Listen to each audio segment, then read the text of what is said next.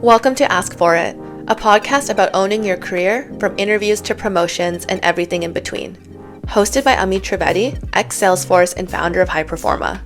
Every week we get into the mindset, strategy, and confidence it takes to grow on your own terms.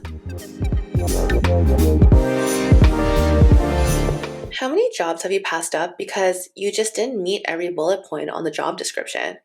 Or how many opportunities have you missed, not because you weren't qualified, but because you just didn't feel confident enough? That is called the confidence gap. It's the space between what you're truly capable of doing and what you believe you can do. Yourself back, and you can talk yourself out from going for what you want before you even try.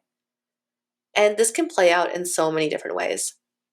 Perhaps you're not applying for a role that you could absolutely crush just because you don't meet every requirement. Perhaps you're playing it safe in interviews. You're giving polished answers instead of showing your true potential. Or you're downplaying your achievements and using words like, I helped or I supported, instead of owning the impact you made. And this isn't just a personal issue, it's a pattern. It shows up across industries, roles, and even genders.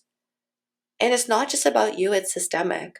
Studies have shown that women, for instance, are more likely to wait until they meet 100% of a job's qualifications before applying, while men typically apply after meeting about 60%. And it's not about being less qualified, it's about lacking the self belief to take that leap. Now, that is the confidence gap. And it's why so many brilliant people hold themselves back. Now, why does this happen? Why do so much of us struggle with confidence, even when we're more than capable? Well, first of all, we're confusing familiarity with competency. Just because something's new or unfamiliar, it doesn't mean you can't handle it. But our brains aren't always so logical. When we face the unknown, we start to question, and that inner voice in your head starts to say, what if I mess up? What if they find out that I'm not as good as they think? And that's when imposter syndrome kicks in. You start to feel like a fraud, even though your track record shows otherwise. Let me share a story about one of my coaching clients. We'll call her Sarah. She is a senior marketing manager at a tech company, and she's a high performer. She hits her KPIs, she leads successful campaigns, but internally she feels like a fraud. Despite everything she's ever accomplished, she couldn't shake the feeling that someone would find out that she's not qualified. Even when she got a huge promotion, she nearly turned it down because she didn't feel ready. But guess what? She took it and she thrived because she realized that imposter syndrome distorts reality. It makes you doubt yourself even when you've earned every success that you've ever had. And let's not forget the corporate conditioning that many of us face. Let's play a little game. I want you to put a finger up every time you've been told one of these things, okay? So put a finger up if you've been told to be a team player. Don't make waves. Speak only when you're 100% sure. Wait to be asked. Now, I'm sure that most of you must have put up at least 3 fingers for those. I know I did. But all of these things that we were told teaches us to play it safe. It teaches us to wait, to not ask for what we want. And of course, underneath all of that is the fear of rejection. What if you ask for more and they say no? What if you raise your hand and then you fall short? This fear keeps so many capable people stuck. But here's the truth. Confidence isn't about having all the answers. It's about trusting that you can figure it out. If confidence isn't about having all the answers, then the second thing here is that skills can be learned. If there's something you're missing, you can pick it up. Most technical skills or job-specific tools, they're teachable. But what truly sets people apart is mindset, adaptability, and resourcefulness. These are the skill sets that will help you thrive in any role, even if you don't check all the boxes on that job description. Let me tell you about my experience at Salesforce. I came from a totally different industry. I don't have any technical background, and a lot of my colleagues did. At first, I questioned if I could even catch up. But what I learned mattered most was my mindset.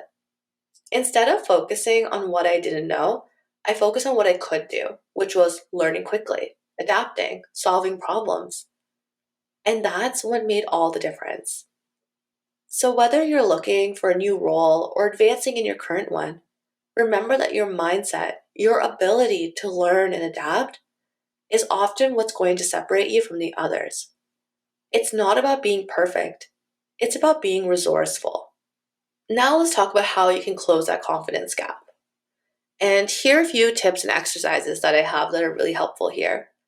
So, I know you've probably heard in my other episodes about like auditing your wins, building that brag book, but it's very, very helpful. So, I'm going to say it again. Look back at past projects, feedbacks, and accomplishments and build that brag book of proof. And when you feel your imposter syndrome is kicking in, pull it out. Read about all your accomplishments and the amazing things you've done and the things people have said about you.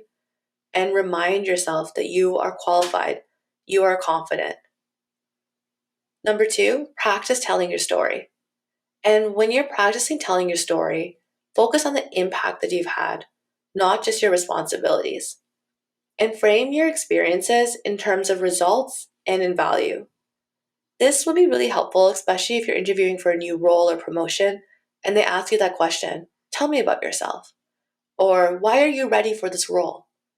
This piece here will really help in framing that story and making sure that you show up with confidence and that you remind yourself and the person interviewing you the impact that you've had in your past roles and experiences. 3, start applying before you're ready. You're never going to feel 100% ready, and that's okay. But if you're out there waiting for perfection, you're going to miss out on opportunities. So if you see a role that you're interested in, just apply for it. You'll never know who else is competing for that role. But if you don't apply, you close the door before it could even open. So just apply and trust that you'll learn as you go through it. And lastly, borrow confidence. You can actually borrow confidence from someone else. You can talk to a mentor or coach when you're feeling unsure about yourself. And talk about what your fears are and what your hesitations are and let them coach you and help you rebuild your confidence and remind you about how amazing you are. And if you don't have someone to talk to, that's okay. Ask yourself out loud, what would the confident version of me do? And sometimes just imagining yourself acting with confidence can help you take that first step. So as you start closing that confidence gap, remember this. Confidence is built on action. You don't need to wait for the perfect moment. Just start. And so we covered a lot today, from understanding why the confidence gap holds so many people back to how imposter syndrome and corporate conditioning plays a part. But the good news is confidence is something that you can build. By auditing your wins, telling your story, applying before you feel that you're ready, and borrowing confidence when needed, you can start to show up like someone who belongs in the room. And remember, you're not an imposter. You're leveling up. Confidence doesn't come before the leap, it comes after. Thank you for tuning in. I'll talk to you all next week, and please don't forget to ask for it. Thank you for listening to Ask For It. If this episode was helpful, I'd love if you subscribed and shared it with someone who needs to hear it. And if you're ready for a bit more support, I do offer one-on-one coaching. The link's in the show notes if you want to check that out. Until next time, keep showing up and don't forget to ask for it.